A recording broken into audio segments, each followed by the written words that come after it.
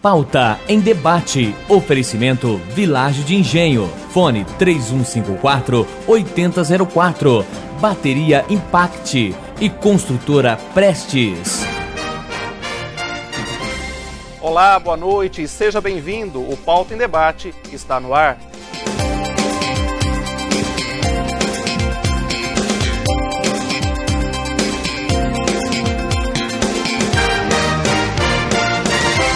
No Pauta em Debate desta noite, eu tenho a alegria, a satisfação e a honra de receber aqui na bancada a reitora da Universidade Estadual de Londrina, a doutora Berenice Jordão. Professora, boa noite, seja muito bem-vinda. Boa noite, muito obrigada pelo convite. Estamos aqui para, mais uma vez, já estivemos, agradeço o convite, estamos aqui para conversar sobre a nossa universidade.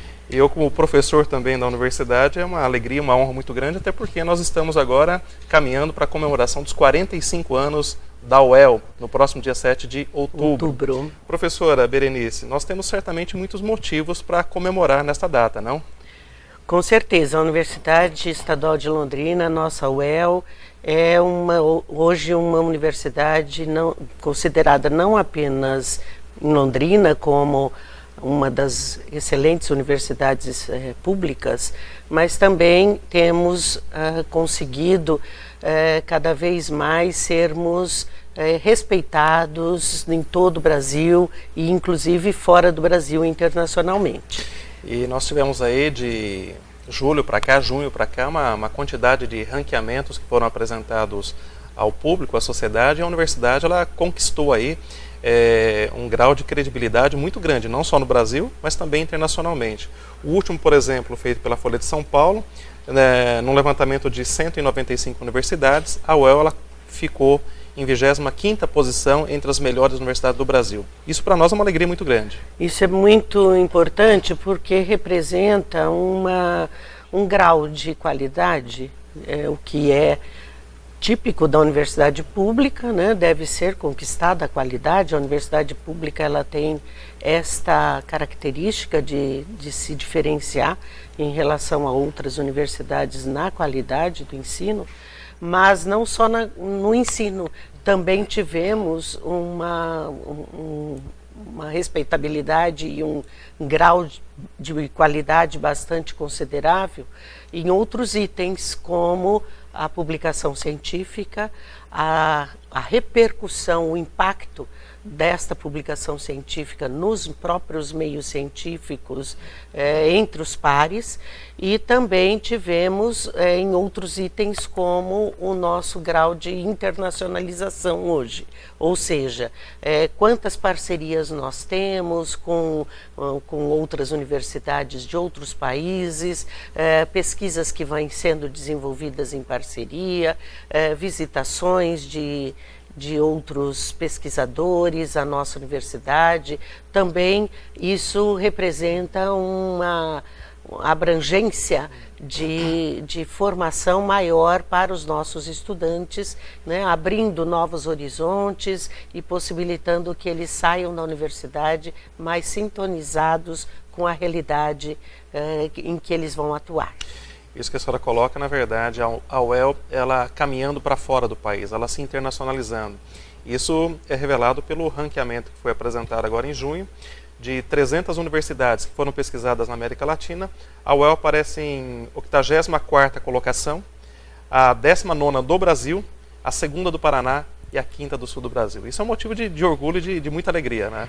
Então, vejo esses números, de fato, eles vêm, o que nos traz mais alegria, eles vêm crescendo. Eles não são números que mostram alguma descendência, né, de tendência a desqualificar a universidade, não, pelo contrário, eles vêm sendo crescentes nas últimas avaliações, ou no mínimo se mantendo no mesmo patamar, o que demonstra que há uma solidez dentro do que é feito. Não foi um evento que elevou este número a uma situação melhor em relação ao ranking anterior.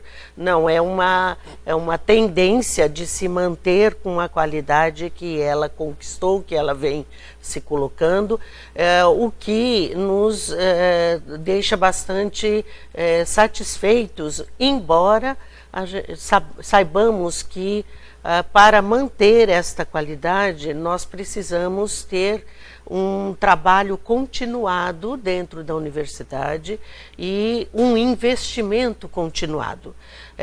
E que esses números refletem o que veio acontecendo de investimentos e de trabalho realmente interno de toda a comunidade universitária por muitos anos. O que se observa na educação não é resultado de um curto espaço de tempo. Isso temos que lembrar. A educação merece um investimento continuado, porque os resultados aparecem a médio prazo, a longo prazo. Então, nós precisamos ter políticas consistentes, um investimento consistente e contínuo para obtermos então o resultado que queremos ter. Aqui eu pego um gancho, professora, com 2 pontos. Primeiro, a pesquisa e o segundo, o investimento. A pesquisa é interessante porque a universidade ela cresceu nesse percurso. Eu me recordo, em 2000, quando eu saí da universidade para fazer o meu mestrado, na minha área do conhecimento nós tínhamos mestrado no Rio Grande do Sul, São Paulo, Minas e Rio de Janeiro. Hoje nós temos um mestrado nessa área aqui dentro da universidade. Veja, a universidade tem hoje 44 programas de mestrado e doutorado e 54 cursos de graduação. A senhora que foi já em ocasião passada, pró-reitora de pesquisa e pós-graduação, vice-reitora e atualmente reitora, isso é um crescente que nós percebemos nos últimos 15, 16 anos da universidade. Exatamente. Ou seja, a UEL ela ultrapassou esse nível voltado para o ensino e também tem um pé hoje muito fixado na pesquisa, que é o elemento que projeta a universidade para o país e para fora do país também. Sem dúvida, a pesquisa, a pesquisa científica é aquela que ela fica mais vinculada também às atividades da pós-graduação. Os pesquisadores, eles atuam por meio de formação também, associadamente à formação de pessoas nos cursos de pós-graduação estrito sensu, mestrado e doutorado. Como a nossa pós-graduação vem crescendo, as coisas são interligadas, a pesquisa vem crescendo e vice-versa. A pesquisa também vem crescendo de forma associada aos nossos programas de pós-graduação. Em todas as áreas de conhecimento hoje nós temos programas de pós-graduação, seja mestrado ou seja mestrado e doutorado. E este crescimento, ele dá também o suporte e a alavanca à formação nos nossos cursos de graduação, porque com isso nós temos melhores profissionais, nós temos uma cadeia de geração de conhecimento novo. Né? A gente pode dizer que a universidade realmente leva a sério o tripé da própria universidade, que é o ensino, a pesquisa e também a extensão, que é esse trabalho voltado para a comunidade. A UEL tem cumprido isso nesses últimos 45 anos com muita excelência, né, professora? Com certeza. Eu acho que uma das grandes projeções da universidade está também no trabalho que ela desenvolve junto à comunidade que nos cerca, e não só local nem regional, mas é importante também para o desenvolvimento do estado do Paraná.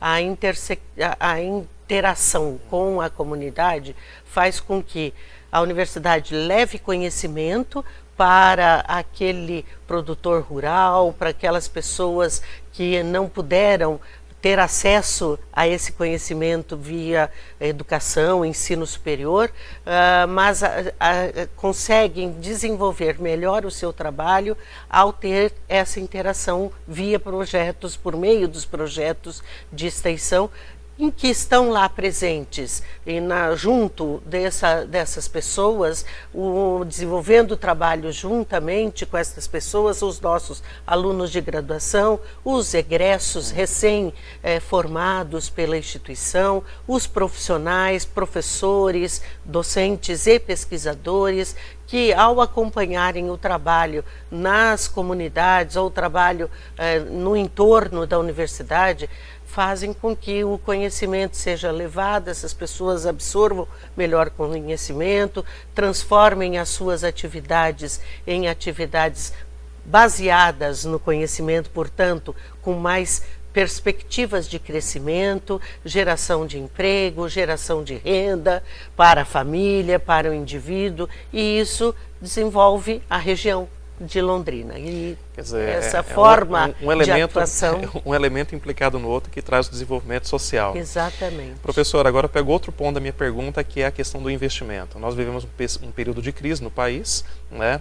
O Estado também é afetado pela ausência de receita. E como é, de certa maneira, gerir a Universidade Estadual de Londrina, a senhora como reitora, nesse momento desafiador, de crise, e ainda assim conseguindo captar esses recursos para colocar a UEL em destaque nos rankings nacional e também internacional? Eu vou dizer que é difícil. Não é nada fácil. É uma tarefa muito difícil. É um desafio a cada dia. Nós temos que buscar continuar fazendo, ou muitas vezes fazer mais, com realmente menos recursos. Os nossos recursos de custeio estão menores do que anos anteriores, bem menores. Nós temos, talvez, a maior dificuldade nossa seja enfrentar o número de atividades, de enfrentar os desafios de desenvolver o número de atividades que já fazemos com muito menos gente. Hoje nós não temos tido reposição de pessoal. A UEL, com 45 anos, também tem, obviamente, é natural que tenha um número crescente de aposentadorias. Então nós temos uma saída de pessoas com experiência, com conhecimento do conjunto da universidade, saindo muito grande esse número e perdendo, portanto, conhecimento, perdendo essa experiência e não conseguindo repor. Essa talvez seja a maior dificuldade, mais do que até fazer com menos dinheiro. Com menos dinheiro nós temos tido bastante dificuldade também. É difícil manter, os prédios estão com dificuldades já de manutenção, é difícil manter então a instituição, temos vários problemas de telhados, de rachaduras, de laboratórios que entram água.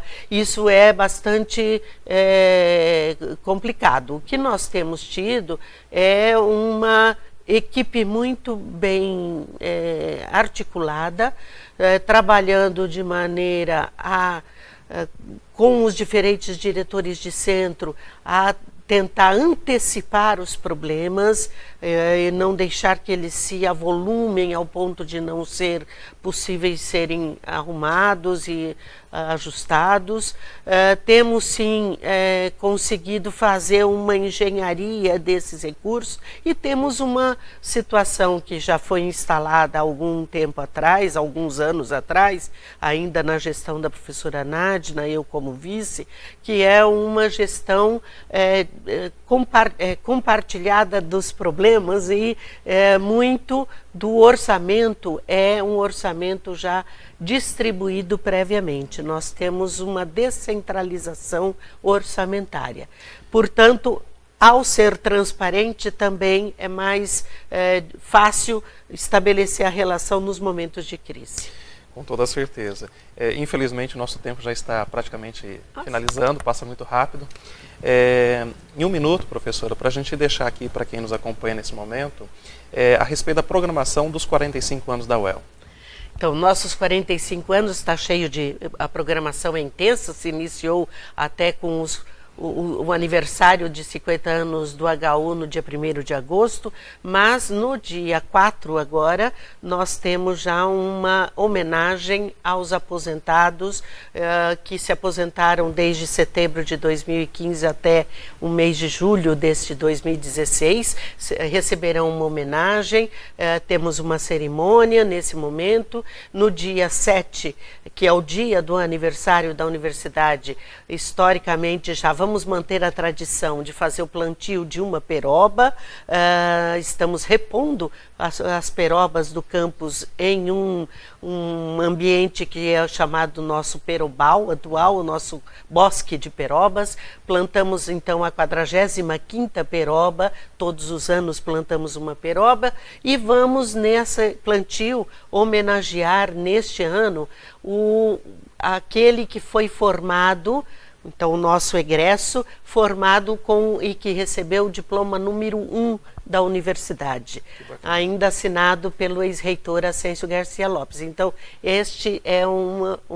essa será a pessoa homenageada neste ano, e ele fará o plantio desta peroba. E teremos um grande concerto em homenagem aos 45 anos da UEL, no próximo dia 11, também, na Igreja Dom Bosco, e que na Paróquia Dom Bosco, que fará também um concerto com um convidado, um maestro convidado nosso, que vai ser um grande concerto em comemoração aos 45 anos, às 20 horas, na Paróquia Dom Bosco.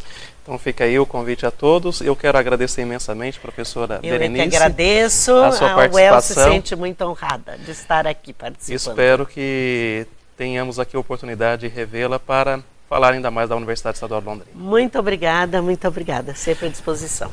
Nós vamos para um rápido intervalo comercial, voltamos já já com mais informações para você.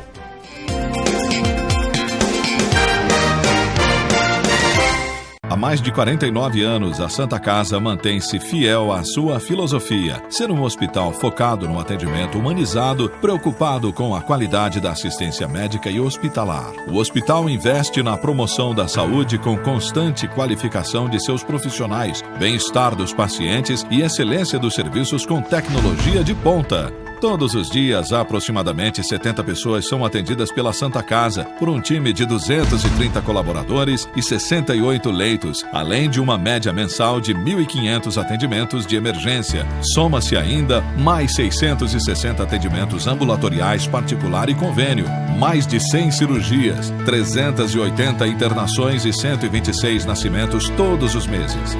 A Santa Casa atende todas as especialidades com serviços de diagnóstico por imagem e é referência para atendimento na sua microrregião de 4 cidades e distritos em um universo de quase 400 mil pessoas.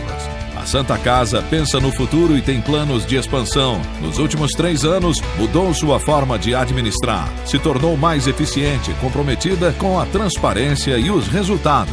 Para que essa realidade se consolide e se expanda, a Santa Casa necessita de apoio de parceiros e investidores que sabem da importância de investir em vidas humanas porque acreditam em nossa missão.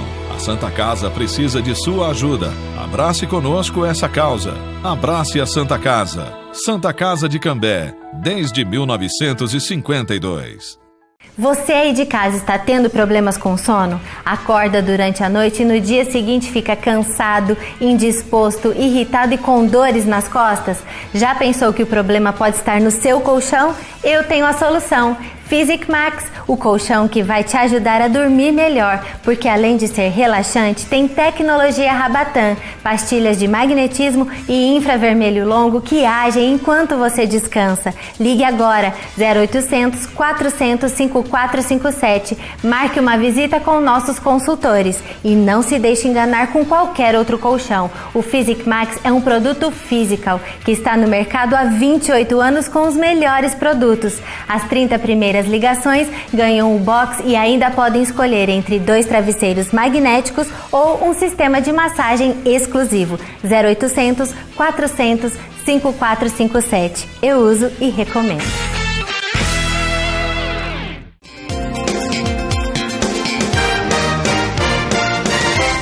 Estamos de volta com o Pauta em Debate e nesse segundo bloco eu tenho a alegria de receber aqui o vice-presidente da FIEP e também o presidente do Núcleo Desenvolve Londrina, Ari Sudan. Doutor Ari, muito obrigado pela sua presença aqui no Pauta em Debate. Obrigado a vocês por dar essa oportunidade da gente conversar. Nós temos hoje no Brasil, ao que parece, um processo de desindustrialização.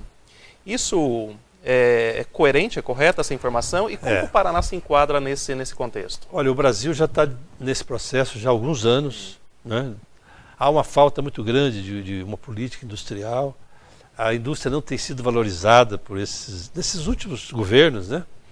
E isso tem contribuído para que a gente perca força. Então, isso é a nível de Brasil, isso não é só Paraná, nível de Brasil. O Paraná está bem, porque o Paraná cresceu muito nesses últimos anos na indústria, principalmente naquela área próxima a Curitiba, da região metropolitana de Curitiba. Veio a indústria automobilística, com ela vieram outras indústrias, né? E nós ganhamos pontos em termos de Brasil, mas olhando o Brasil como um todo, nós estamos perdendo muito pontos há alguns anos já. Esse ganho que se verifica na região metropolitana de Curitiba, isso não se estende à nossa região aqui em Londrina? Quer dizer, infelizmente não. Uma contraposição aí. Contraposição. Nós estamos perdendo ponto, cada ano que passa há uma perda de posição da região, do interior como um todo, né? A região metropolitana agora ela está chegando a Ponta Grossa, vamos dizer assim, né? Inicialmente ela começou num círculo menor e está ampliando e hoje já chegou a Ponta Grossa.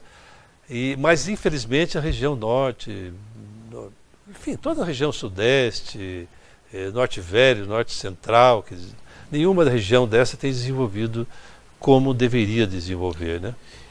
Doutor Ari, o senhor que também é presidente do Fórum Desenvolve Londrina, como o senhor avalia isso? Já foram feitos alguns diagnósticos da nossa realidade, como infraestrutura, logística? Quer dizer, são gargalos que nós teríamos condições de resolver isso num curto prazo ou é uma questão a longo prazo? Olha, eu diria a médio prazo, porque muita coisa devia ter sido feita, né? Mas nós precisamos criar aqui uma infraestrutura melhor. Vamos dar um exemplo típico de Londrina, que se repete em outros lugares também. Londrina não tem um parque industrial previamente determinado e previamente licenciado, porque você deveria construir um parque industrial, fazer uma licença prévia para aquele parque, permitir que viessem indústrias médias, indústrias grandes e indústrias pequenas. Nós não podemos raciocinar só em termos de indústria pequena, temos que raciocinar em termos de indústrias grandes. Até porque a grande alimenta pequena. A grande pequena, alimenta né? pequena, é o que está acontecendo mais recentemente em Ponta Grossa, né? Você vê indústrias de grande porte e atrás dela vem... Eu tenho um exemplo clássico, é o seguinte, Sorocaba trouxe a Toyota para lá. E aí, em conversa com o pessoal de Sorocaba, da prefeitura de Sorocaba, uma secretária lá, importante do processo de desenvolvimento de Sorocaba, ela nos disse o seguinte: junto com a Toyota vieram 400 empresas. Quando ela disse isso, a primeira reação nossa, que estavam conversando com ela, uns 3 ou 4 pessoas, foi de exagero, né? Isso não existe. Como vem 400 empresas em torno de uma só? Depois ela começou a explicar que tem na área não é só na área de atendimento à produção. Então você pega, por exemplo, desde lavanderia, desde restaurante, desde jardinagem, desde de segurança, enfim, de transporte. E foi contando, nós chegamos à conclusão de que realmente vinha 400 empresas. Eu conversando com o diretor de uma multinacional lá, ele disse para mim: agora nós vamos ter serviços à altura da nossa necessidade. Eu falei: mas como vocês não tinham serviço? Ele falou: nós tínhamos uma área de serviço muito grande, mas só com uma empresa de grande porte que vem para cá, empresas que prestam serviço na área técnica, etc., que elas se concentram nos grandes centros. Então você vê, mesmo Sorocaba não tinha esse tipo de serviço. Então é necessário que venha a empresa grande. E nós estamos agora atravessando o processo eleitoral municipal, praticamente às vésperas aí da eleição. Exatamente. Como que o senhor tem avaliado as propostas dos nossos candidatos em relação ao desenvolvimento de Londrina? Quer dizer, há uma preocupação hoje colocada na pauta política em relação a esse quesito fundamental? Isso a gente percebe em todos eles. Inclusive, a gente fica muito feliz que há uma preocupação que bate com tudo aquilo que o Fórum Desenvolve Londrina trabalhou nesses 10 anos. A gente percebe até na forma de falar que eles estão falando muita coisa que foi discutido lá. Há uma preocupação geral. O que eu acho que tem que fazer além de se preocupar com o desenvolvimento, mas tem que criar condições para que esse desenvolvimento ocorra, ele tem que desburocratizar esse processo nosso. Isso é uma coisa... você poderia dizer para mim, mas o Brasil todo é burocratizado. Tudo bem, pode ser. Mas quem não for, leva vantagem. E tem cidades que não é. Entendeu? Eu mesmo visitei algumas cidades que não tem essa burocracia tão grande. Tem que desburocratizar a prefeitura, né? Aquilo que está abaixo do prefeito, desburocratizar totalmente, mas também fazer a integração entre os órgãos, porque tem órgãos que não tem nada a ver com a prefeitura. Vou dar um exemplo aqui, o IAP, por exemplo. O IAP, até os cartórios, né? Até os cartórios. Nós temos que ter esse... Imagina se o prefeito que ganhar essas eleições, chegar lá logo no começo da administração dele, chamar todo mundo, cartório, IAP, vigilância sanitária, enfim, todo mundo, e dizer assim, gente, nós temos um compromisso com o desenvolvimento da cidade. Então, todo mundo tem que dar a sua contribuição.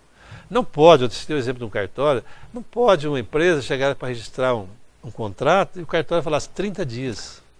Tá totalmente, nós estamos na era da internet, a gente resolve agora as coisas pelo WhatsApp.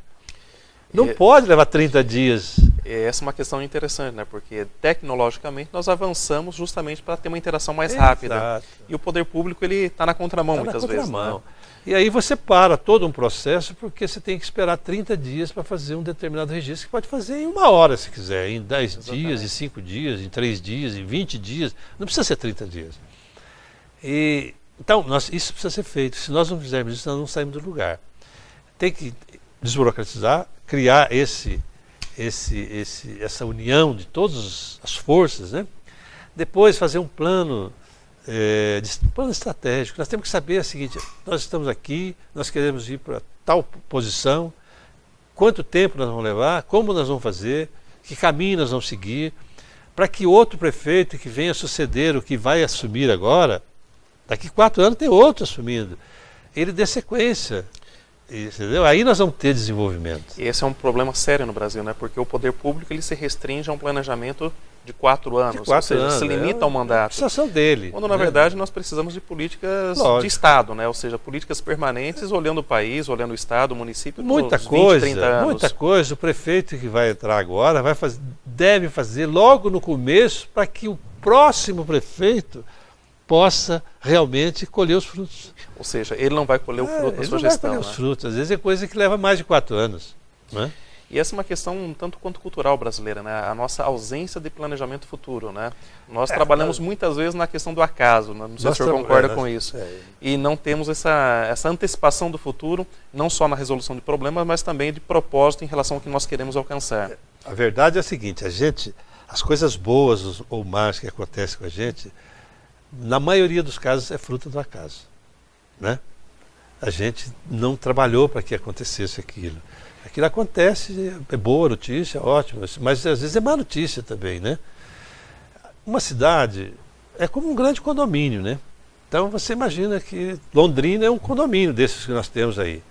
Tudo o que acontecer de bom beneficia todos. Tudo o que acontecer de mal afeta todos. Então, por isso que tem que estar envolvido. Por isso que eu digo que sim, tem que estar envolvido todos os órgãos que interferem no desenvolvimento da cidade.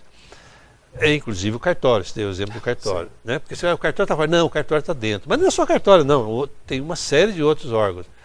Porque, se nós estamos falando que é uma cidade, é um condomínio, se a cidade for bem, todos irão bem. Se for mal, todos serão afetados. E aqui, na verdade, o que o senhor coloca, nós caímos num ponto que eu gostaria de colocar aqui como pergunta, que é a questão de uma responsabilidade compartilhada. E hoje as empresas elas são conclamadas, chamadas a um papel de responsabilidade social. Como que o senhor avalia, o senhor como empresário, inclusive com prêmios e destaque nessa área, como que a empresa hoje reage diante dessa necessidade de uma responsabilidade que lhe é imputada perante a sociedade? Olha, o primeiro ponto que você tem que entender é o seguinte, mesmo o país mais rico do mundo necessita da participação da sociedade e trabalhando paralelo ao poder público. Mesmo o país mais rico do mundo. Você vai aos Estados Unidos, eu estive nos Estados Unidos recentemente, estive em São Francisco, quando eu desci no metrô eu fiquei assustado. Estou falando da Califórnia, que é o país mais rico, é o estado mais rico do país mais rico do mundo. o que tinha de gente deitado, dormindo no chão, gente de rua dormindo no chão, eu fiquei assustado com aquilo. Então você vê, mesmo tendo muito dinheiro, ele precisa de ajuda em paralelo. Então a empresa ela tem uma condição extraordinária, porque ela é pequena, é ágil, ela tem competência, né? Ela tem liderança, correto? É organizada, uma empresa é uma célula muito organizada. Então ela é capaz de reagir rapidamente, então ela tem um compromisso social, né? Eu lembro que o Papa uma vez disse assim, a Terra tem um papel social, né? Importante. Era um negócio de discussão da Terra lá. A empresa tem um papel social, né? Ela tem que cumprir essa parte. Até porque a empresa ela é uma organização econômica, mas ela é também uma instituição social. Lógico, né? Ela está interagindo lógico. Com a sociedade, seja por meio de serviço ou produto que ela disponibiliza no mercado. Né? E outra, ela tem que criar um ambiente que seja favorável para que ela possa atuar, ter resultados bons, etc. E esse ambiente favorável é você ter um ambiente bom, saudável em todas as áreas. Então a empresa tem que atuar, eu acho que eu defendo muito isso, a gente atua nas nossas empresas, tem uma atuação muito grande há muitos anos, quer dizer, muitos anos desde que nasceu, né? Uma empresa nossa a mais velha tem 32 anos, ela já nasceu com esse espírito, né? E eu conversando num movimento aqui, que nós tínhamos várias empresas, conversamos com um professor de São Paulo, da Fundação Getúlio Vargas, para poder explicar para nós quando que a empresa podia atuar. Ela diz assim, a partir do momento que ela é madura, que ela atinge a maturidade nesse aspecto social, ela tem que atuar. Então, até porque a empresa é um pouco semelhante ao ser humano. Né? Nós desenvolvemos a nossa consciência moral. E quando nós temos a consciência moral, não tem como atuar socialmente. Né? Se eu não tenho conhecimento, não tenho consciência, tudo bem. Mas se eu tenho, eu tenho que atuar. Doutor Ari Sudan, eu quero agradecer imensamente a sua presença aqui, a sua entrevista. Pena que o tempo é curto. Né? O tema é interessante, instigante, e espero que o senhor volte em uma outra oportunidade para a gente continuar tratando dessas questões. Estou à disposição de vocês. Muito obrigado. Nós vamos agora ouvir um pequeno recado para você que deseja morar bem. Vamos falar de uma coisa boa. Aliás, do melhor negócio imobiliário dos últimos tempos na região norte da cidade. O Jardim Verona. Apenas 3 minutos da Saúl Elquinde ao lado do Jardim Maria Cecília, que você conhece tão bem. Terrenos a partir de 252 metros quadrados com 12 metros de frente. Uma metragem que permite, por exemplo, 2 casas geminadas. Agora, o melhor, tudo isso com parcelas a partir de R$ 595. Meu amigo, olha só o que estou dizendo. Você vai morar a 3 minutos da Saúl Elquinde e ao lado do Maria Cecília, com parcelas a partir de R$ 595. É bom demais. Agora, para ser melhor ainda, é importante você saber quem garante o Jardim Verona. A Protenge Urbanismo, uma empresa com 30 anos de mercado e com mais de 10 loteamentos entregues aí na região norte. Então, você já sabe, quer morar bem a 3 minutos da Saúl, pagando pouco? É só no Jardim Verona. Procure hoje mesmo o plantão de vendas, que fica na Saúl Elquinde 3139, ao lado do Corpo de Bombeiros. Ou ligue agora 3356-6060. Vamos para mais um intervalo comercial e voltamos na sequência com mais informações para você.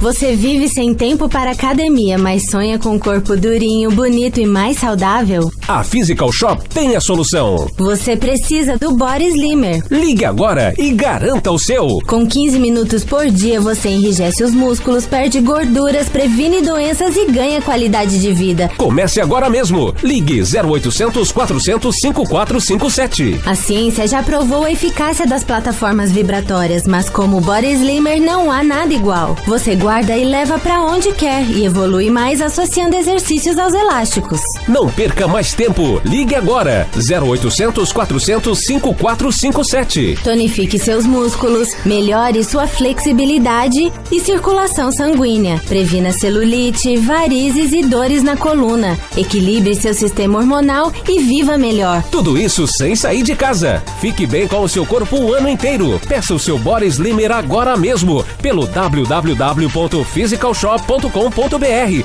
ou ligue 0800 400 5457. 0800 400 5457. Body Slimmer, mais um produto Physical. Saúde, beleza e bem-estar.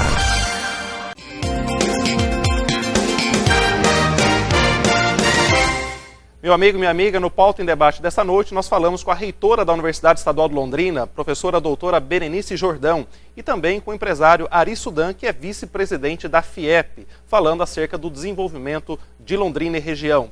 Agradeço a sua participação, a sua audiência. Um grande abraço e espero revê-lo no nosso próximo programa. Até lá!